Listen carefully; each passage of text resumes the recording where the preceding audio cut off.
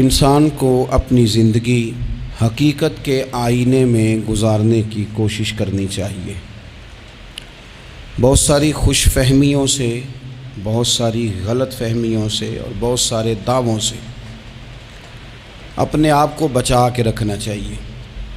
اللہ تعالیٰ کی رحمت پر امید رکھنا، نبی پاک صلی اللہ تعالیٰ علیہ وسلم کی شفاعت کی امید رکھنا، نیک اور صالحین کی نسبت کی امید رکھنا، یہ برا نہیں، یہ بڑا ہی بہترین ہے، یہ بڑا ہی خوبصورت عمل ہے، اس کی بہت ساری برکات ہیں۔ لیکن کسی غلط فہمی کا شکار ہو جانا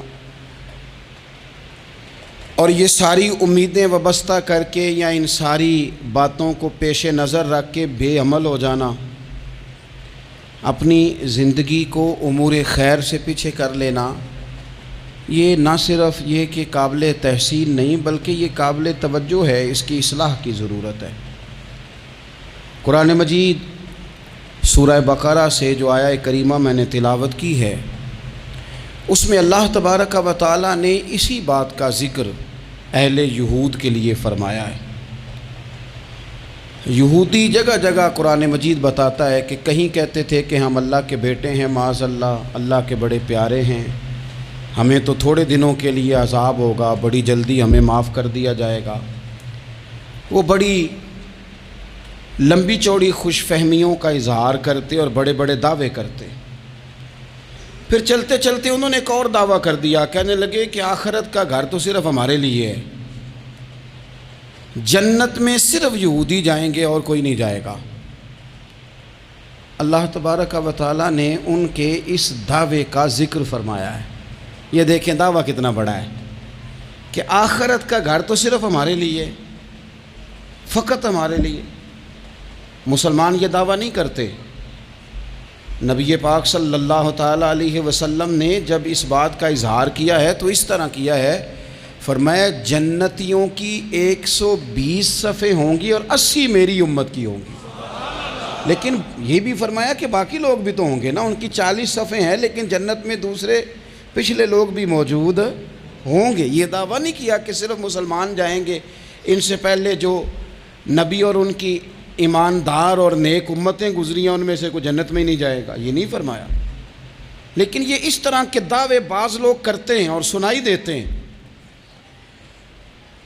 تو یہودی بھی یہ کہا کرتے تھے کہ جنت تو خالص ہمارے لیے اور کوئی نہیں جائے گا اس میں۔ تو اللہ کریم نے فرمایا کل ان کانت لکم الدار الآخرۃ عند اللہ خالصۃ من دون الناس، اے محبوب علیہ السلام آپ ان سے فرما دیں اہل یہود سے کہ اگر آخرت کا گھر اللہ کے نزدیک باقی سب لوگوں کو چھوڑ کے خالص تمہارے لیے ہی ہے، سب کو چھوڑ کے صرف تمہارے لیے ہے آخرت کا گھر، تو فتمنوا الموت، تو پھر جنت میں تو مر کے جانا ہے نا، لہذا موت کی تمنا تو کرو۔ پھر کہو نا یا اللہ ہمیں موت دے تاکہ وہ جو تو نے ہمارے لیے اتنی بڑی چیز بنائی ہے ہم اس سے استفادہ کر سکیں۔ پھر تم موت کی تمنا کرو ان کنتم صادقین، اگر تم سچے ہو۔ لیکن رب فرماتا ہے وَلَن يَتَمَنَّوْهُ أَبَدًا بِمَا قَدَّمَتْ أَيْدِيهِمْ، یہ کبھی بھی موت کی تمنا نہیں کریں گے، انہیں پتہ ہے جو انہوں نے کمائی کر کے آگے بھیجی ہے۔ یہ موت کی دعوے کریں گے کہ جنت میں صرف ہم ہی جائیں گے، لیکن کبھی بھی موت کی تمنا، یہ کبھی موت کی تمنا نہیں کریں گے، اس لیے کہ انہیں پتہ ہے کہ ہم نے آخرت کے لیے کیا۔ یہ جو بہت سارے لوگ کہتے ہیں نا میری نسبت اور میری بات اور بلے بلے سارا کچھ میں ہی ہوں، تو ان سے کہو پھر سارا پیسہ کوٹھی پہ ہی لگائے جاتے ہو، پھر تو جنت تمہارا انتظار کر رہی ہے، پھر یہاں اتنے خرچے کرنے کی تمہیں کیا مشکل پڑی ہوئی۔ قرآن مجید کہتا ہے یہ کبھی بھی موت کی تمنا نہیں کریں گے، ان کو پتہ ہے جو اعمال انہوں نے کر کے بھیجے ہیں۔ واللہ علیم بالظالمین، اللہ ظالموں کو جانتا ہے، اللہ کو خبر ہے۔ میرے نبی پاک صلی اللہ تعالیٰ علیہ وسلم نے فرمایا اگر یہودی موت کی تمنا کرتے، جب ان سے کہا گیا تھا نا کہ اگر آخرت کا گھر خالص تمہارے لیے ہے تو موت کی تمنا کرو، اگر اس مقام پر وہ موت کی تمنا کرتے تو اسی وقت سارے مر جاتے، ختم ہو جاتا معاملہ۔ اگر تمنا کر لیتے تو تمنا ہی نہیں کریں گے۔ خوش فہمیوں میں مبتلا ہونا، بڑی بڑی باتیں کرنا، بڑے بڑے دعوے کرنا، بڑے بڑے تذکرے کرنا، بڑی بڑی اعلانیہ گفتگو کرنا اور اپنے ہی خیال میں بڑا کچھ بن جانا، یہ سنجیدہ لوگوں کا طریقہ نہیں۔ میں نے کچھ آستانے اپنی آنکھوں سے دیکھے، وہ کہتے ہیں جناب ہمارے حضرت کی نسبت اور حضرت ساتھ بیٹھے مسکرا رہے ہیں۔ اتنی دیدہ دلیری تو نہیں نہ ہونی چاہیے، آپ اپنے سامنے سارا کچھ اپنے آپ کو کہلوا رہے ہیں۔ شیخ ہلکا ہلکا مسکرا رہے ہیں، ان سے پوچھیں تو کہتے ہیں جی میں تو نہیں انہیں کہتا، تو آپ کہتے نہیں تو منع کیوں نہیں کرتے؟ آپ خوش فہمیوں میں، نعت خواں کھڑا ہوا ہے تو اس نے نسبت کی بات شروع کیا تو اللہ جانے وہ کدھر کا کدھر پہنچ گیا ہے۔ میں کہتا ہوں کون انکار کر رہا ہے نسبت کے فیض کا؟ کون منکر ہے؟ یہی تو باعث نجات ہے ہمارے لیے امیدیں۔ لیکن یہ کہ خوش فہمی میں مبتلا ہو جانا اور اس طرح کے بڑے بڑے دعوے کرنا، اور پھر بہت ساری خوابیں آتی ہیں لوگوں کو اور خوابوں کی بنیادوں پر بڑا کچھ بنتا ہے۔ تو میں کہتا ہوں جناب خواب میں تو میں کہہ دوں آپ سے خواب میں کہ میں رات کا صدر بن گیا ہوں تو آپ کو کوئی اعتراض ہے؟ میں خواب میں بنا ہوں، آپ کو اس میں کیا اختلاف؟ حقیقت کی زندگی میں آئیں۔ حقیقت کی زندگی میں جتنے لوگ نیک ہیں، پرہیزگار ہیں، دعویٰ ہے غلامی کا، دعویٰ ہے نسبت کا، فلانی شے کا، تو پھر بھئی آپ نے اتنا مال کاہے کو جمع کر لیا ہے؟ پھر یہ کاریں، یہ بنگلے، یہ کوٹھیاں، یہ جائیدادیں، یہ جلسوں کی فیسیں، یہ نعتوں کی فیسیں، یہ کس لیے؟ پھر تو آخرت آپ کے لیے سجی ہوئی ہے، سنوری ہوئی ہے، پھر تو آپ اس طرف توجہ کریں۔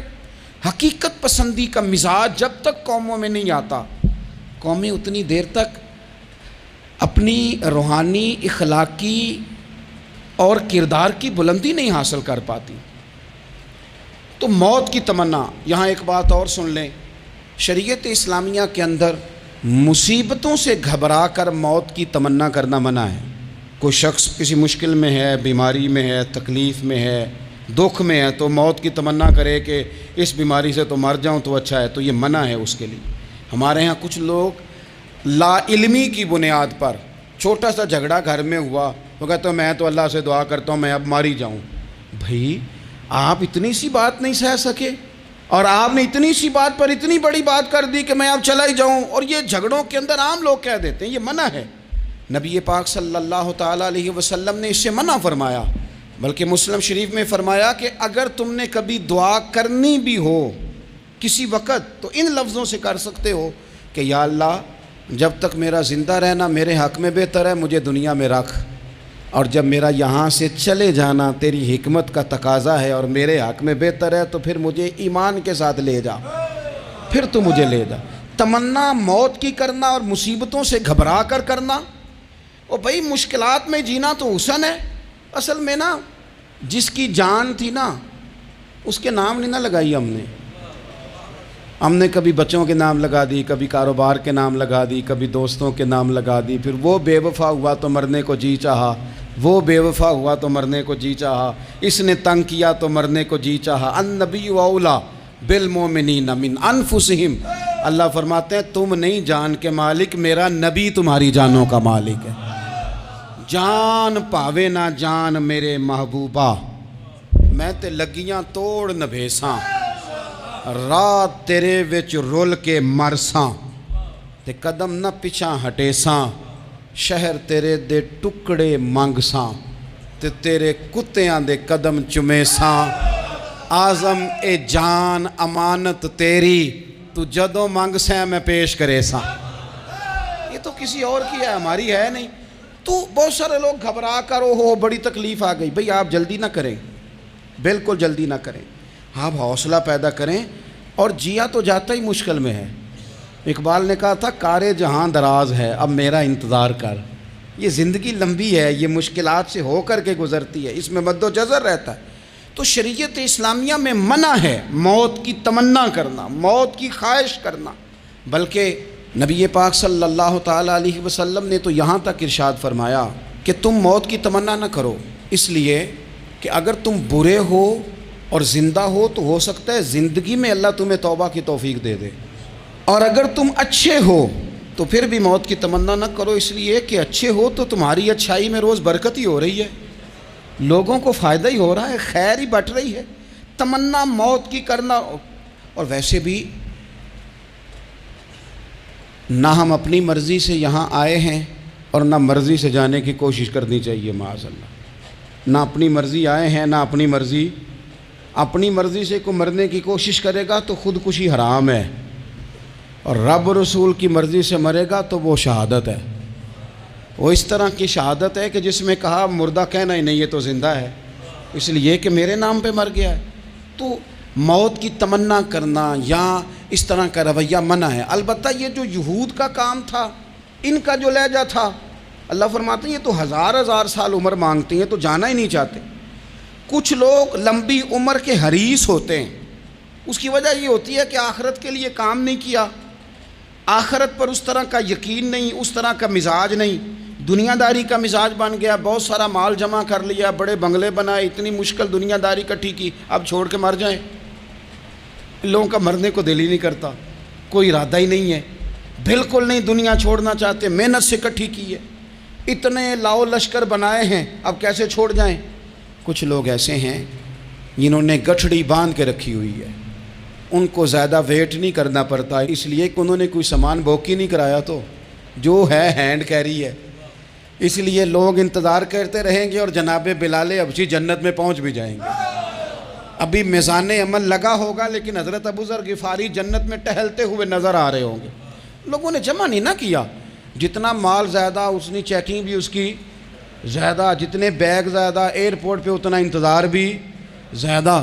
ہینڈ کیری والے کو کوئی مسئلہ اسی کسے دے کچھ بھی نہ لگ دے تے نہ کوئی ساڈا دردی، بھئی مال کاہے کا تو حساب کاہے کا۔ مولا علی شیر خدا کرم اللہ تعالی وجہہ الکریم سے کسی نے کہا ہم گنجائشیں تلاش کرتے ہیں نا، اور شریعت کی گنجائش اختیار کرنے میں حرج بھی کوئی نہیں ہوتا، شریعت گنجائش دیتی ہے، مال جائز ہو آپ کو تو آپ اس کو استعمال کریں، بڑا مکان بنائیں، بڑی جائیداد خریدیں، بڑی گاڑی میں سفر کریں، مہنگا موبائل خریدیں، اچھے کپڑے پہنیں، کوئی منع نہیں کرتا۔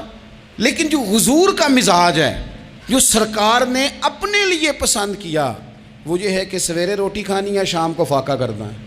تو حضرت مولا علی شیر خدا کرم اللہ تعالی وجہہ الکریم سے کسی نے کہا کہ چلو جائز پیسے اکٹھے کر لیں، جائز تو جمع کرنا منع نہیں۔ تو حضرت علی کی باتیں بڑی حکمتوں والی تھی نا، تو ایک جملے میں انہوں نے کئی جواب دے دیے۔ کہنے لگے میاں مال حرام ہو تو عذاب ہوتا ہے، حلال ہو تو حساب ہوتا ہے، لہٰذا ہم دونوں کام ہی نہیں کرتے، نہ ادھر جاتے ہیں نہ ادھر جاتے ہیں۔ جمع کرنے کی حاجت کیا ہے؟ دنیا اتنی سجا لینا، اتنی سوار لینا، بڑا ٹھنڈا اے سی چلتا ہے ہمارے کمروں میں، کھلی آنکھوں سے لوگ بستر سے اٹھ نہیں پاتے، آنکھیں کھل گئی ہیں، الارم بج گیا ہے، لیکن وہ بہت مزے کی پسند کی روٹی رات کھائی تھی، اپنی مرضی کا کھانا کھایا تھا، پیٹ بھر کے کھایا تھا، مرضی کے مشروبات پیے تھے، ٹھنڈے کمرے میں آرام ہے، کھل گئی ہے آنکھ، موٹے الارم نے آواز دیا اٹھو، لیکن یہ غفلت ہے نا، دنیا جمع کر لی ہے نا ساری۔ میں آپ کو صحیح بتاتا ہوں، اگر یہ ساری آسانیاں نہ ہوں، دقتیں ہوں، تو کچھ رات کو ہمیں تھوڑا پسینہ بھی آئے تو بار بار آنکھ کھلے، یہ مچھر کبھی نہ سونے دے تو بار بار آنکھ کھلے، یہ تن آرام پسند نہ ہوں تو کچھ اٹھیں، کچھ رات کو گرمیوں کی چھوٹی راتوں میں بھی تہجد پڑھی جا سکے۔ لیکن اقبال کہتے ہیں لہو مجھ کو رلاتی ہے جوانوں کی تن آسانی، یہ تن آسان ہو گئے، مزاج نہیں رہا ہمارا، ہمیں آرام چاہیے، سکون چاہیے۔ آپ یقین کریں کبھی کبھی میں حیران ہوتا ہوں، رونا آتا ہے اپنی اگلی نسل پر، رونا آتا ہے، یعنی بچے مدرسے میں پڑھنے والے، چونکہ وہ اے سی والے گھر سے اٹھ کے آتے ہیں، مدرسے میں پڑھنے والے بچے کہتے ہیں جناب وہ کچھ گرمی زیادہ ہے تو میری کچھ طبیعت برداشت نہیں کرتی، تو میری اماں نے کہا تھا 4 چھٹیاں لے لو، یہ موسم ٹھیک ہو جائے گا تو پھر سے تعلیم ہو جائے گی۔ تو غور سے چہرے دیکھتے ہیں تو ہم کہتے ہیں یار اگر کل کو ہمیں جہاد پہ جانا پڑا تو ہم لوگ جائیں گے، ہم میدانوں میں نکلیں گے، ہم وہ لوگ ہیں جو سختیاں برداشت کریں گے، یہ والے لوگ ہیں جو میدان میں جائیں گے جو 1 منٹ کے لیے اتنی دنیا جمع کر لی، مرنے کو جی نہیں چاہ رہا۔ حضرت شاہ فرید الدین عطار رحمۃ اللہ علیہ کہتے ہیں میں بڑا مہنگا کاروبار کرتا تھا، عطر بیچتا تھا، مہنگا کاروبار ہے نا، عرب شریف کے اندر آپ جائیں تو جہاں سونے والی دکان ہوتی ہے اس کے ساتھ خوشبو والی دکان ہوتی ہے، مکہ مکرمہ میں دیکھ لیں، مسجد نبوی میں دیکھ لیں، مہنگا کاروبار ہے یہ، اور اب میرا بزنس تھا، کاروبار تھا۔ تو آپ فرماتے ہیں کہ ایک دن ایک بزرگ آ گئے، انہوں نے ایک شیشی دیکھی، خوشبو سونگی، دوسری، تیسری، چوتھی، اچھے سیل مین آگے بڑھ کے خود کہتے ہیں آپ کو کیا چاہیے. میں نے بھی کہا بابا جی کیا چاہیے مجھے بتائیں, کیا دیکھ رہے ہیں؟ تو بابا جی بڑے دھیمے ٹھنڈے اور حوصلے والے لہجے میں کہنے لگے, پتر دیکھ رہا ہوں تیری جان بڑی مشکل سے نکلے گی. تو میں نے کہا وہ کیوں؟ کہنے لگے اتنی مہنگا مہنگا تو نے مال جمع کیا ہے, کبھی مرنے لگے گا تو یہ یاد آئے گا, کبھی وہ یاد آئے گا, کبھی سادہ کر لیں اس کو سادہ کر لیں, کبھی اس سوسائٹی والا پلاٹ یاد آئے گا, کبھی ادھر والا یاد آئے گا, کبھی لاہور والا یاد آئے گا. کہاں مرنے کو جی چاہتا ہے. اور پھر ایک اور دھوکہ ہے, میں بچوں کے لیے کر رہا ہوں. بچوں کے نام تو ایک دھیلا بھی نہیں, وہ تو سارا آپ کے اپنے نام ہے. ایسے ہی بہانہ بنائے ہوئے بچوں, کس بچے کے نام؟ بچے نے تو 50 دفعہ کہا ہے کہ وہ ایک دکان بیچ دو, میں نے کام کرنا ہے. تو ابا کہتا مراں گا تو تاں بکے گی. کہاں بچوں کے لیے؟ کون کہتا ہے بچوں کے لیے؟ یہ تو خواہشات ہیں جن پر ہمارا اپنا قبضہ ہے. ہر کنجی تو ہماری جیب میں. کون کہہ رہا ہے؟ وہ تو کبھی جا کے ملے گا ان کو جب موقع آئے گا. تو کہا یہ اتنا مال جمع کیا ہے, تم پتر تیری جان تو مشکل سے نکلے گی. تو کہتے ہیں میں دنیا دار تھا, دنیا دار کو نصیحت کریں تو وہ غصہ کرتا ہے, طنز کرتا ہے. کہتے ہیں مجھے غصہ آیا تو میں نے جھٹ سے کہا, لوگ کہتے نہیں تم اپنی قبریں جانا ہے تو میں اپنی, کہتے میں نے جھٹ سے کہا, میں نے کہا بابا میری جان تو مشکل سے نکلے گی تو تیری کیسے نکلے گی؟ تو کہتے ہیں بابا جی کہنے لگے پتر ادھر آ نا ذرا. تو میں کاؤنٹر کے اوپر سے ہو کے بابا جی کے پاس آیا. وہ میری دکان کے فرش پہ لیٹے, کعبے کو منہ کیا, کلمہ پڑھا اور ان کی روح پرواز کر گئی. عرش فرشتے بانگاں ملیاں, مکے پہ گیا شور, بلے شاہ اسی نہیں ہوں مرنا, اے تے مر گیا ہی کوئی ہور, نالے وارث شاہ وہ کدوں مر دے جنہ کیتیاں نیک کمائیاں نے. کہا یہ دیکھ لو مر گئے, بس اتنی کام تھا, تیاری ہے. امام غزالی کا آخری وقت تھا نا, تو انہوں نے وضو کیا, غسل کیا, خوشبو لگائی, اپنے ہاتھوں سے چادر بچھائی, پھر تکیہ رکھا, پھر لیٹے, پھر حضور پہ درود پڑھا, اور پھر کہنے لگے رب اگر تیری مرضی ہے تو غزالی بھی تیرا تیار ہے.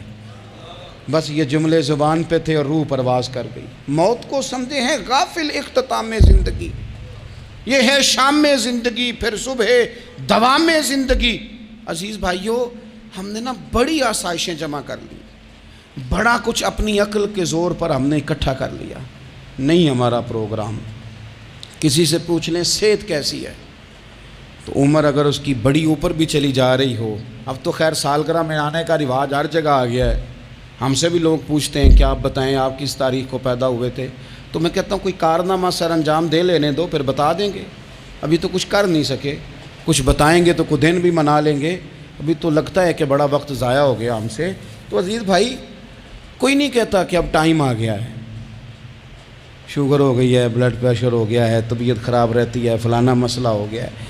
تو تمنا موت اور موت کا ڈر اور نہ مرنے کا ارادہ اور دنیا سے دل کو لگا کے رکھنا اور ہر وقت جینے کی خواہش پیدا کرنا اور ہر وقت حالمی مزید کی دوڑ میں رہنا, وہ لوگ اس لیے تیار رہتے تھے, دعائیں مانگتے تھے شہادت کی, کہ انہوں نے نا دنیا بنائی نہیں تھی. حضرت عمر نے تو دوسرا کرتا نہیں پہنا ساری زندگی, وہ جو مکان آ رہا تھا وہی چل رہا تھا, وہ تو تھوڑے پہ قرضہ تھا ان پہ, لیکن ہر نماز کے بعد صحیح بخاری میں موجود ہے وہ دعا مانگتے تھے, اللہم ارزقنی شہادتاً فی سبیلک, یا اللہ ایسا نہ ہو میں تب بھی موت چلا جاؤں, مجھے اپنے رستے میں شہادت کی موت دینا.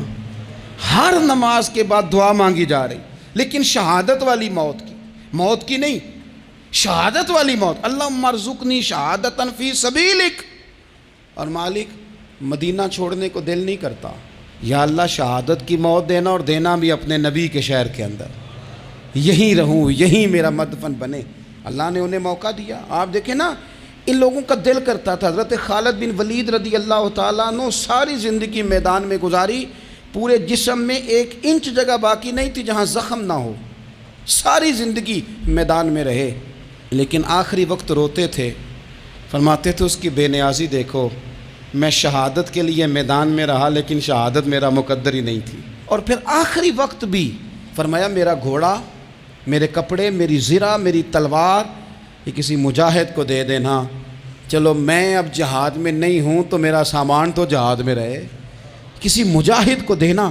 ان لوگوں نے جتنی محنت کی نا مرنے کے بعد کے لیے کی، مرنے کے بعد کے لیے زندگی کا جو دوسرا پل ہے اس کے لیے کوشش کی، وہاں انہوں نے صدقات جمع کرائے، خیرات جمع کرائے، عبادات جمع کرائیں، حسن اخلاق جمع کرایا، اچھا سلوک جمع کرایا، انہوں نے آخرت کے بینک میں ڈھیروں مال جمع کرایا، وہاں ان کے مکان بک ہوئے، جنت میں ان کے نام کی بڑی بڑی جگہیں اللہ تبارک و تعالیٰ کے فضل سے طے کی گئیں، تو پھر انہیں وہاں جانے میں کوئی دشواری بھی نہیں تھی، انہیں کوئی مشکل نہیں تھی، وہ تیار تھے، لیکن چونکہ ساری محنت ہی دنیا کے لیے ہے، وہ جو خاص ایک آخرت پر مسلمان کا ایمان اور یقین اور تیقن تھا اس طرف ہمارا مزاج نہیں۔ آپ دیکھیے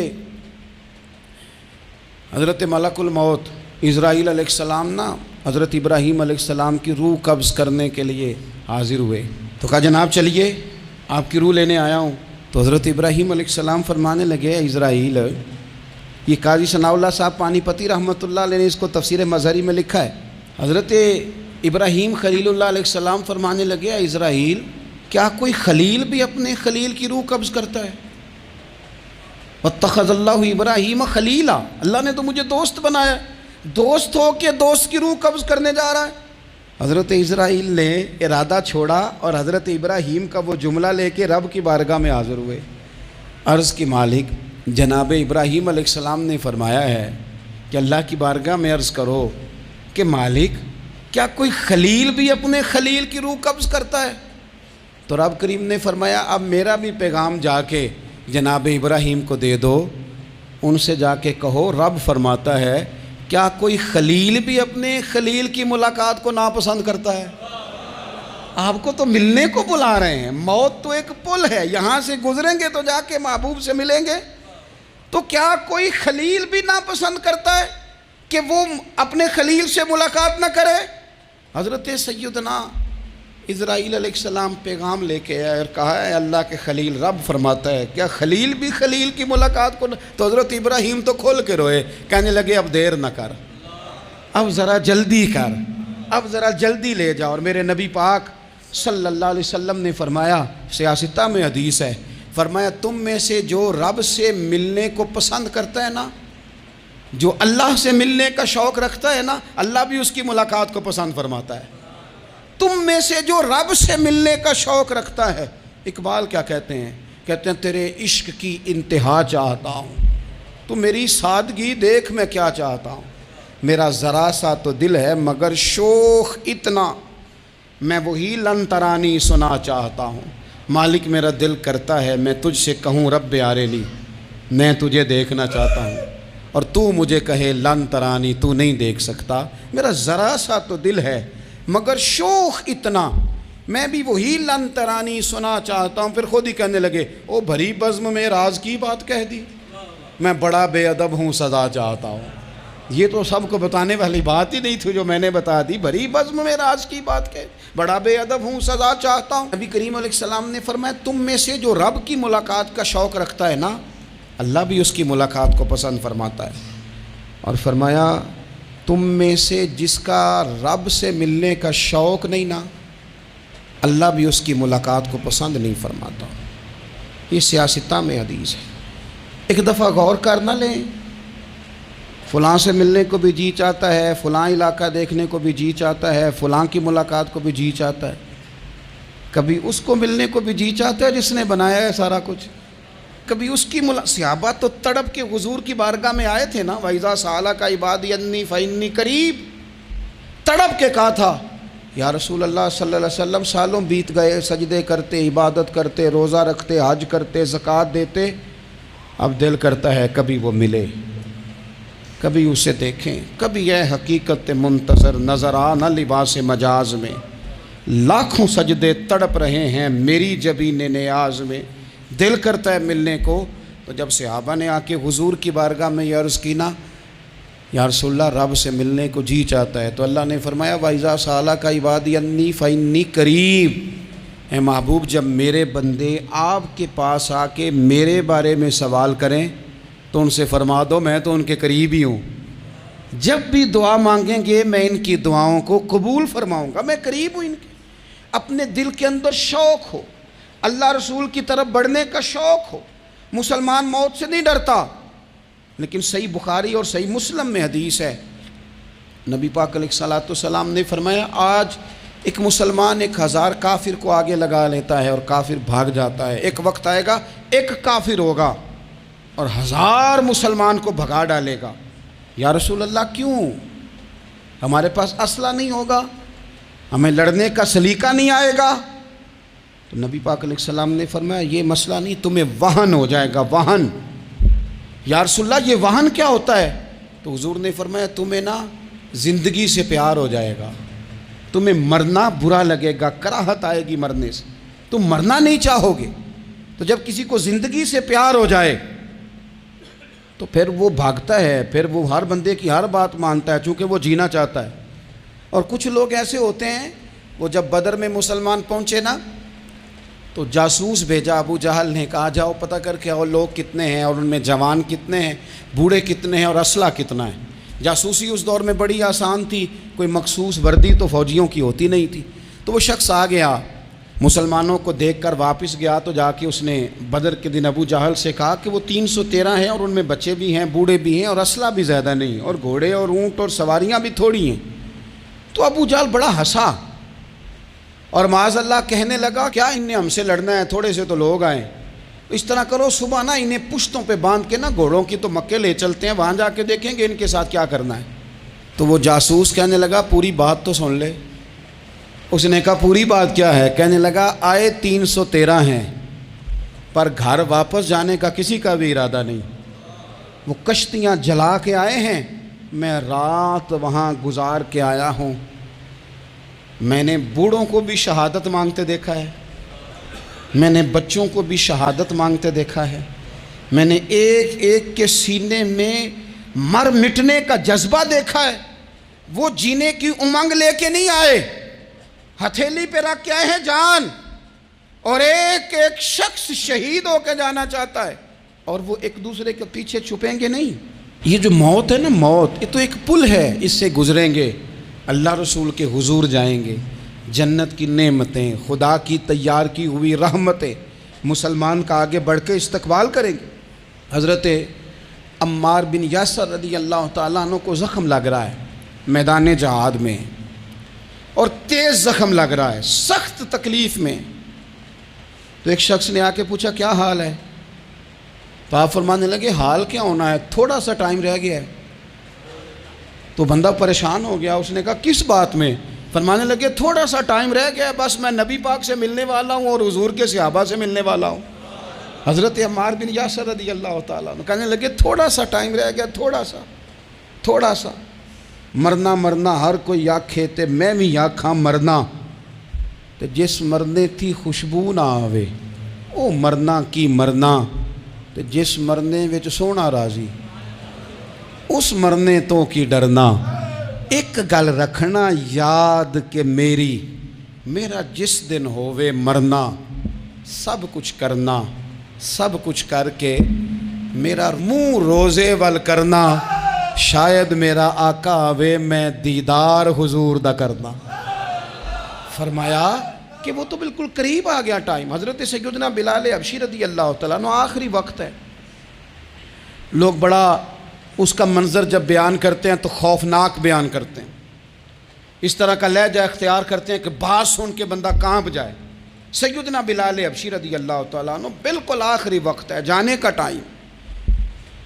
تو حضرت بلال کی اہلیہ قریب بیٹھی ہیں، تو کہنے لگی بڑے غم کا موقع آ گیا، غموں کی رات شروع ہو گئی، حالات میرے لیے مشکل آ گئے۔ آپ نے فرمایا کیا ہوا؟ کہنے لگی آپ جا رہے ہیں؟ تو حضرت بلال کہنے لگے یہ غم کا موقع نہیں، یہ تو خوشی کا موقع ہے، میں جاؤں گا تو حضور سے ملوں گا نا، جاؤں گا تو نبی پاک سے ملاقات ہوگی، یہ تو میرا ملاقات کا وقت آیا۔ تو اپنی زندگی کے اندر انسان کچھ اپنی آخرت کے لیے کرے، کچھ زاد راہ جمع کرے، کچھ وہ تیاری کرے، کچھ اس کے پاس ایسے اعمال ہوں جس کی بنیاد پر اس کا رب رسول کی بارگاہ میں حاضری کو جی چاہے۔